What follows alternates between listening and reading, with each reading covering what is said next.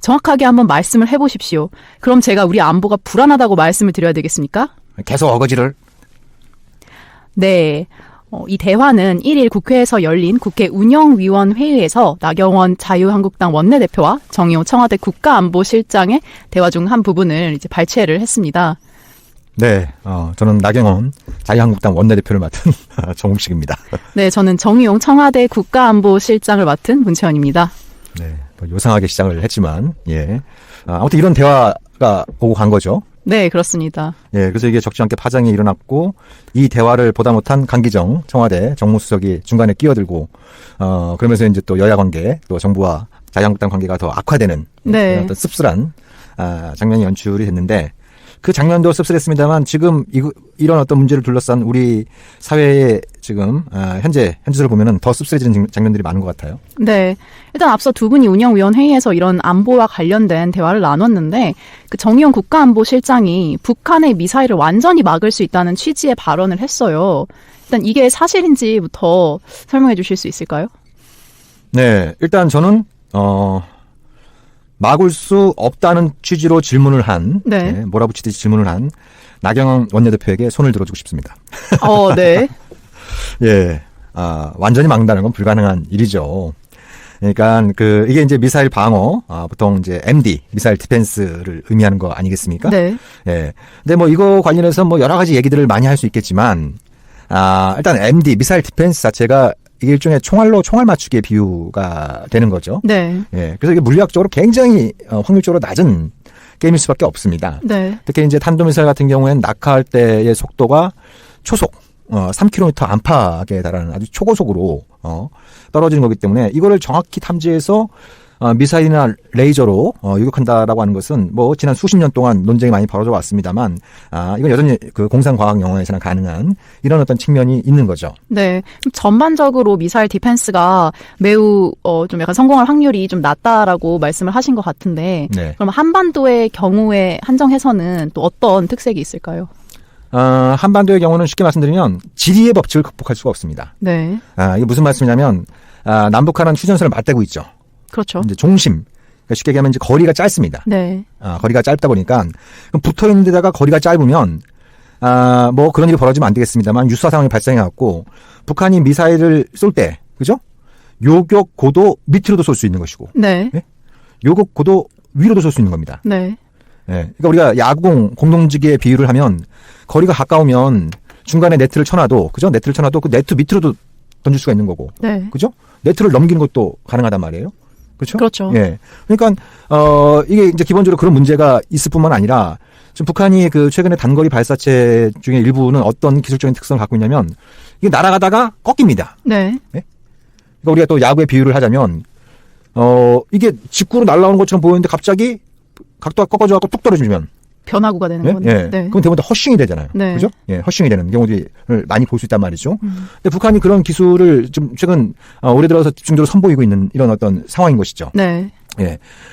이것 역시 거리가 가까우면 그만큼 미사일을 유도 조종하기가 쉬워지는 겁니다. 먼 거리까지 날아가면, 네. 그죠? 예. 이걸 갖다가 방향을 틀고, 뭐, 꺾기를 하고, 이런 것들이 이제 회피기동이라고 하죠. 이런 것들이 갈수록 기술이 어려워집니다. 네. 굉장히 그 어려운 기술인데, 가까이 있으면 아무래도 유도 조종이 그만큼 기술적으로 용이해진다라고 하는 이런 어떤 특징들이 같이 있는 것이죠. 예. 그래서, 한반도, 그러니까 MD 자체가 갖고 있는 기술적인 한계. 네. 예. 예. 그리고 한반도의 지리의 법칙을 종합적으로 고려할 때 북한의 미사일을 완전히 막을 수 있다라는 것은 뭐 그 발언의 취지를 전혀 이해할 수 있는 이해를 못하는 말은 아니겠습니다만 네. 냉정하게 좀 이렇게 현실을 들여다보면 그건 사실 미션 임파서블에 가까운 거죠. 그럼 앞서 그 대화에 있어서 대표님은 이제 나경원 원내대표의 발언이 좀 더 맞는 것 같다라고 말씀은 하셨는데 네. 사실 나경원 대표의 이제 최근 발언을 살펴보면은 약간 한국 MD, 그러니까 미사일 디펜스가 본질적으로 북한 미사일을 막기가 힘들다라는 내용보다는 네. 현재 한국 MD 수준으로는 북한 미사일을 막을 수 없다. 그러니까 네. 현재 한국 MD 수준에 이제 방점이 찍힌 것 같은데 그러면은 이 뭐 한국 MD 수준을 엄청나게 비약적으로 발전을 한다 하면은 뭐 더 막을 수 있는 가능성이 높아지는 건지 이게 참. 그러니까 제가 나경원 대표의 발언에 한 표를 준다고 얘기를 했습니다만 네. 적반하장입니다. 나 대표의 이 발언은 근래에만 보더라도 2016년에 한참 그 사드 논란이 불거졌을 때 네. 그때 나경원 대표가 그 외교통일위원회 위원장인가 그랬을 거예요. 이제 그 당시 새누리당의 중책을 맡고 있었는데 사드만 갖다 놓으면 대한민국의 3분의 1을 방어할 수 있다. 사드만 네. 배치하면. 그리고 뭐 그때 이제 박근혜 정부 그 이후에 탄핵 이후에는 이제 황교안 권한대행 체제였죠. 그래서 박근혜 황교안 체제 때 그래서 사드로 3분의 1을 막고 뭐 경기 수도권이나 강원 이런 쪽에 좀 커버가 안 되는 지역은 패트리어트를 비롯한 또 한국형 미사일 방어체제를 갖다 놓으면 네. 전체를 방어할 수 있는 것처럼 얘기를 했어요. 그죠? 네. 전체를 방어할 수 있는 것처럼 얘기를 하면서 그거에 동의를 안 하면 막 그 종북 좌파로 막 몰아붙이고 네. 뭐 이랬던 게 바로 엊그저께 일이에요. 그렇죠. 얼마 전 일이죠. 예. 그러니까 자기 정권 때 배치한 거는 북한의 미사일을 완벽하게 방어할 수 있는 것처럼 얘기하고. 네. 그죠? 지금 문재인 정부 들어서 사실 미사일 방어 능력은 전반적으로 크게 향상이 되고 있습니다. 네. 예? 저는 뭐 그에 대해서 굉장히 비판적인 입장을 갖고 있지만 아무튼 팩트를 보면은 미사일 방어 능력도 어쨌든 이제 무기 체계를 많이 도입을 하고 있기 때문에 강화가 되고 있고 그리고 탄도 미사일 숫자가 비약적으로 늘어났어요. 네. 한국의 탄도 미사일 숫자가 엄청나게 늘어났습니다. 이게 군사 기밀인지 모르겠습니다만 아무튼 북한보다 훨씬 많습니다. 아이고, 네. 거의 탄도 미사일 보유 숫자만 놓고 보면 세계 탑5 안에 들어갈 정도로. 근데 그럼에도 불구하고 이제 북한에 비해서 밀린다고 생각을 많이들 하시는 거네요. 뭐 북한에는 핵이 있으니까 그렇다고 얘기를 하지만 네. 북한이 뭐 단거리 발사체에 핵탄두까지 장착을 했는지 안 했는지. 근데 북한은 이건 전술 무기로 그 분류를 하고 있고 그다음에 이제 핵전력은 이제 전략 로켓 사령부로 이제 분류를 하고 있기 때문에 북한이 이런 어떤 단거리 발사체까지 얘까지 핵탄두를 장착했는지 할 계획이 있는지는 아직 드러난 바가 없어요. 네. 예, 근데 그걸 전제로 하는 것처럼 얘기하는 것도 북한의 위협이나 능력을 너무 과대평가하는 이런 어떤 측면이 있는 것이죠. 근데 아까 뭐 사드를 배치하면은 다 이제 방어할 수 있는 것처럼 하고 현재 MD로는 힘든 것처럼 이렇게 약간 내로남불의 형식을 보여주는 것 같다라고 말씀을 하셨는데 네. 그것보다는 약간 현재보다 훨씬 더 뭐 높여서 뭐 삼축 체계도 조기 구축하고 뭐 한미일 삼각 동맹에 뭐 들어간다든지 약간 이런 거를 염두에 두고 한 발언 아닐까요? 네, 그러니까 뭐 대놓고 이제 미국 주도의 미사일 방어 체제에 편입돼야 된다 네. 이런 얘기까지 이렇게 하고 있는데. 정말 그 안보를 비롯한 국익을 고려하는 사람이고 한다면 이렇게 얘기하면 안 되죠. 자, 사드 배치할 때, 아까 얘기한 것처럼 그 나경원 대표를 포함한 그때 정부 여당이 뭐 대한민국의 3분의 2가 방어가 가능하다고 얘기했잖아요. 네. 근데 그때만 하더라도 상식적으로 그건 말이 안 되는 얘기다. 예를 들면 사드의 최저 요격 고도가 40km예요. 네. 그 40km에서 150km 사이로 날아와줘야 비로소 요격을 시도해 보시는 겁니다. 네. 맞출 수 있는지 없는지도 몰라요. 맞춘다고 하더라도 그게 탄두가 파괴될지 안 될지도 몰라요. 네. 빗 맞으면 어떻게 되겠어요? 각도만 꺾이게 되겠죠. 네. 그죠? 예. 그러니까 그런 어떤 부분이 있을 뿐만 아니라 북한은 40km 밑으로도 얼마든지 날아오는 미사일이 있고 뭐 최근에 발사하는 막 900km 막 1000km 올라가잖아요. 네. 그 사드의 최고 요격고도보다 훨씬 높게 쏠 수도 있는 거예요. 예? 네. 그래서 그때 그런 문제 제기를 했을 때 마치 유언비어를 퍼뜨리는 것처럼 얘기하면서 이제 사드 배치를 강행했던 거 아닙니까? 네. 예? 예. 근데 지금 최근 나타난 현상은 뭐예요? 아까 얘기한 것처럼 북한이 신종 사거리 그 발사체 세트를 선보이고 있잖아요. 네. 예? 북한판 이스칸다르다, 뭐 새로운 신형 방사포다, 그게 또 초대형 방사포다, 전술 유도무기다. 그래서 새로운 형태의 발사체들을 막 선보이니까 이제 사드로도 안 된다. 네. 패트리어스도 안 된다. 예? 그러면 도대체 뭘 더 갖다 놔야 되는 거예요? 그러게요. 예. 뭘 더 갖다 놔야 북한의 미사일을 완전히 막을 수 있는 건지. 저는 나경원 대표께서, 좀 대안을 좀 제시하면 좋겠어요. 그럼 대안이 미국 주도의 MD에 편입되는 거냐? 네. 예? 아니, 사드도 미국 거예요. 패트리어트도 미국 거예요. 네. 그렇잖아요. 다 미국 거예요. 뭐 미국이 한국에 배치한 그런 거 말고 미국 본토에 뭔가 그런 높은 기술력을 사용하는 게 필요하다는 걸까요? 미국 본토 방어형에 이제 GBI라고 있어요. GBI. 네. 이제 이게 그라운드 베이스드 인터셉터, 그러니까 지상 배치 요격 미사일인데 이거는 기본적으로 ICBM을 잡기 위한 거예요. 네. 예? 그래서 이거 요격 고도가 훨씬 높습니다. 요격 고도가 훨씬 높아요. 네. 사드보다. 거의 요격 고도가 뭐 500km. 뭐 이제 대기권 밖에서 이제 요격을 하는 거니까. 네. 제가 이제 이게 웃음이 나와서 죄송한데 제가 말씀드렸잖아요. 남북한은 휴전선을 맞대고 있다고. 그렇죠. 뭐 대륙간 네? 탄도미사일이 날아올 수가 없죠. 뭐 거기 쏠 이유가 북한에서. 없는 거잖아요. 네. 한국을 겨냥해서 쏠 이유가 없단 말이에요. 네. 그렇잖아요. 예. 그러니까 미국 무기 잔뜩 갖다 놨는데도 안 되는데 또 미국 MD에 참여하면 될 것처럼 얘기하는 거. 예? 예. 참 언발의 오줌. 실수를 자아내게 하는 겁니다. 근데 이제 우려되는 건 뭐냐면 네. 지금 그 문재인 대통령을 포함한 지금 문재인 정부에서 최근 한국의 미사일 방어 능력이 획기적으로 강화되고 있다는 취지의 발언들을 많이 내놓고 있어요. 아무래도 약간 그런 비판이라던가 뭐 야당의 비판이라던가 국민들의 목소리 이런 것들을 이제 잠재우기 위해서 네. MD도 그만큼 계속 발달되고 있다. 힘을 우리가 쓰고 있다라는 걸 강조하고 싶어서 그런 발언들을 하는 것 같은데. 그러니까 이게 일종의 이제 국내용인데, 네. 예, 국내용의 성격이 있어요. 그렇다고 해서 뭐 북한의 미사일을 완전히 막는 건 불가능합니다. 네. 네? 그렇게 하면 바라기도 좀. 그럼 난리 날 거 아니에요. 네. 막 이제 저기 자한당 이런 데서 난리 칠 거 아닙니까? 근데 문제는 뭐냐면 이건 아까 말씀드린 것처럼 미션 임파서블이에요, 기본적으로. 네. 제가 보기에는 어떤 미사일 방어 체제를 갖다 놔도 한국에선 무용지물에 가깝습니다. 왜? 그건 지리의 법칙을 극복할 수 없기 때문이에요. 네. 예? 예, 그건 이제 어떻게 보면 가장 기본적인 그 부분이고, 또 중요한 부분은 이게 돈이 엄청나게 많이 들어가는 겁니다. 네.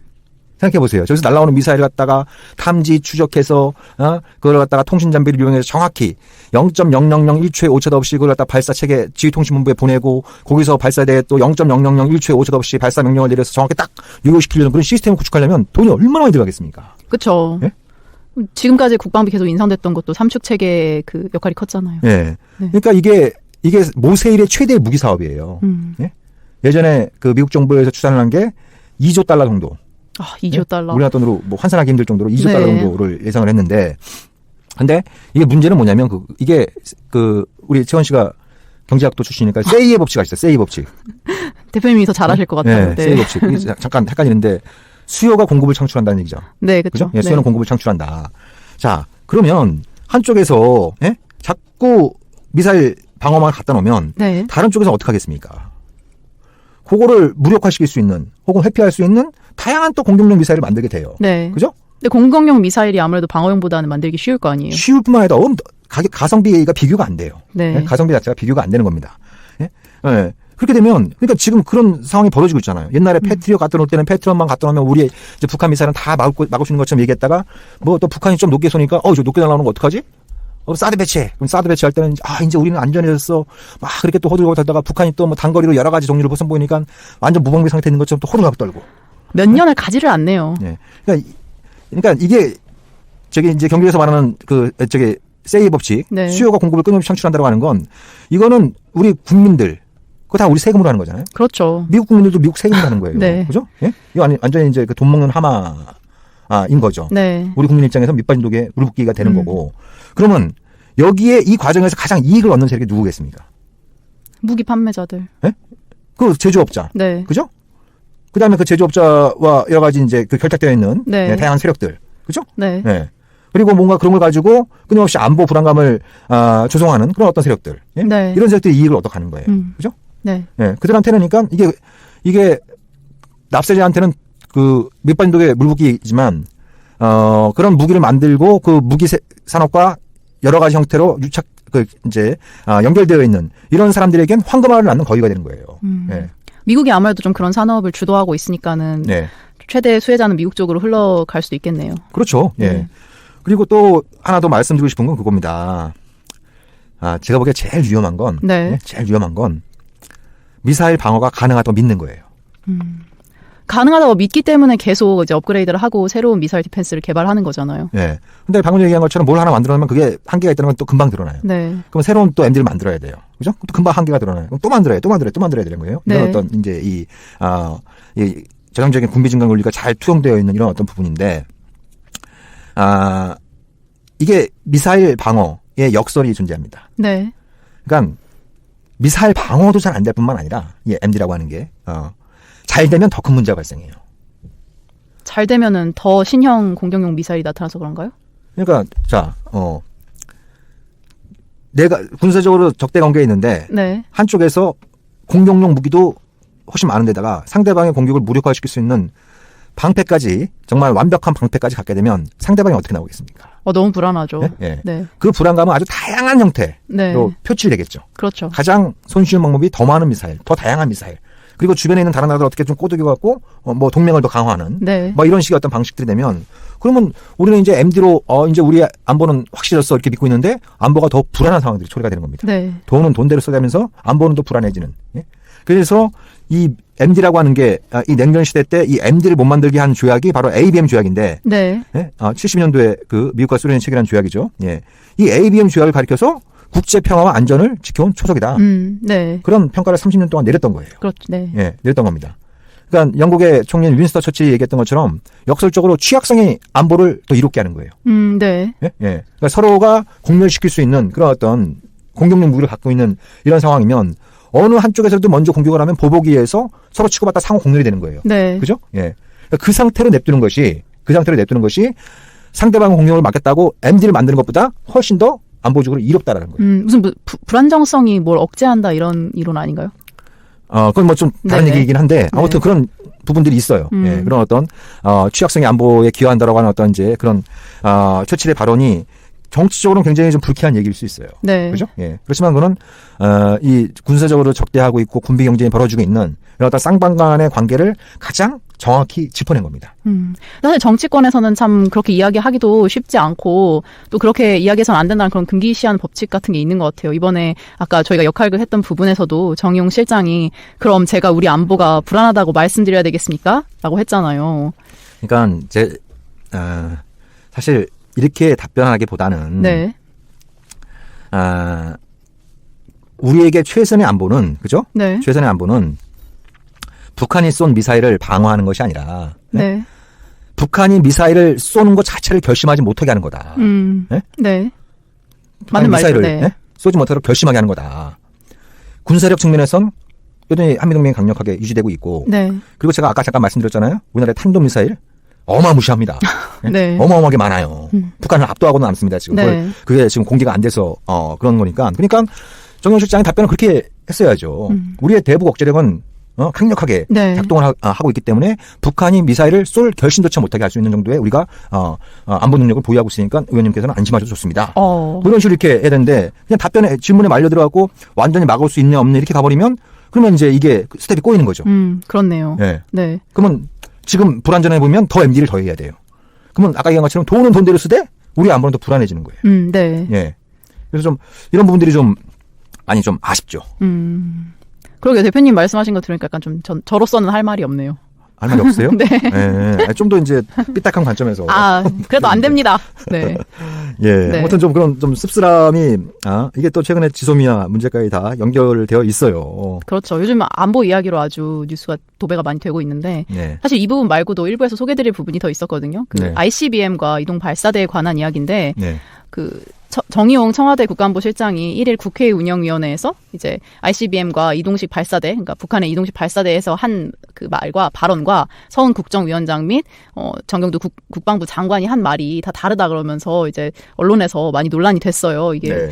안보가 제대로 되고 있는 것이 맞냐, 왜 말이 다르냐 이런 이야기들이 있었는데 또 그러니까 이게 그렇습니다. 그러니까 이동식 발사대 TEL이라고 하죠. 네. 예.